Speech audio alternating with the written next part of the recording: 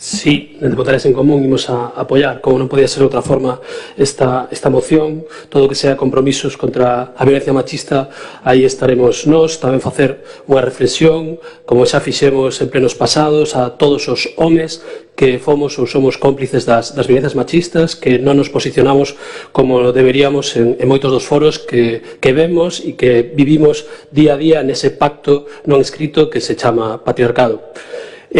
Recordarlle á dereita e á ultradereita os pactos negacionistas que levades facendo durante os últimos anos no Estado español e en diferentes lugares de Galiza.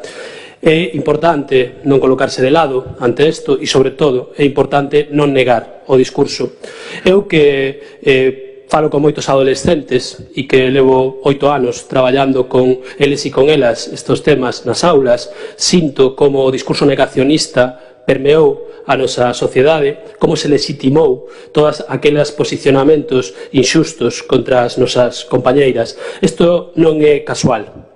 Isto ten unha consecuencia directa de normalizar os discursos da ultradereita española e da dereita. Cando se acusa a ministra de Igualdade, cando se tergiversa a información, cando se coloca a realidade diverxente en cuestión, sucede isto. Sucede que as xeracións máis novas comezan a legitimar ese discurso.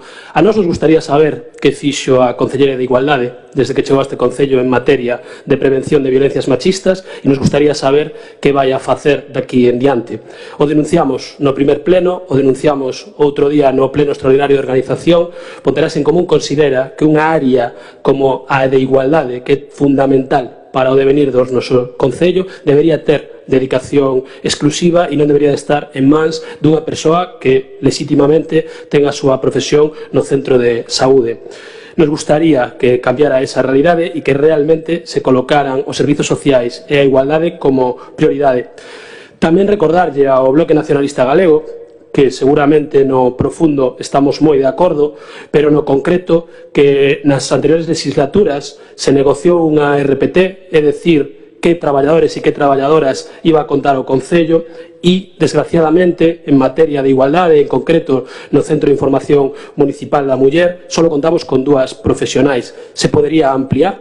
En esa moción se fala de instar a Xunta de Galicia para ampliar. Ademais, tamén lle recordamos ao Bloque Nacionalista Galego e, sobre todo, ao Partido Popular e a CIP, que están agora no goberno, esa tendencia á privatización. Volvestes a sacar unha licitación que quedou deserta para que unha empresa privada se encargue da xestión dos temas de igualdade do noso Concello. Nos consideramos que deben de haber funcionarios e funcionarias públicas, especialmente funcionarias, para xestionar isto. Desde Votares en Común sempre vamos a estar a favor de iniciativas que coloquen o feminismo, que coloquen a igualdade por diante, que lle lancen unha mensaxe clara ás nosas novas xeracións e tamén ás vellas de que a igualdade é fundamental para construir sociedades libres e sociedades diversas. Estamos en retroceso e así o dicen as cifras. Nós temos unha proposta que presentamos para que logo se vaya a falar, que fala de violencia sexual e que fala de acordos para o 25 de novembro, Día Internacional pola Erradicación da Violencia Machista, onde se pon de manifesto que o discurso negacionista do Partido Popular e de Vox coloca unha realidade dramática diante. Por sorte, agora o Estado español tivo durante os últimos anos avances en materia legislativa, pero desgraciadamente o discurso negacionista penetrou a nosa sociedade.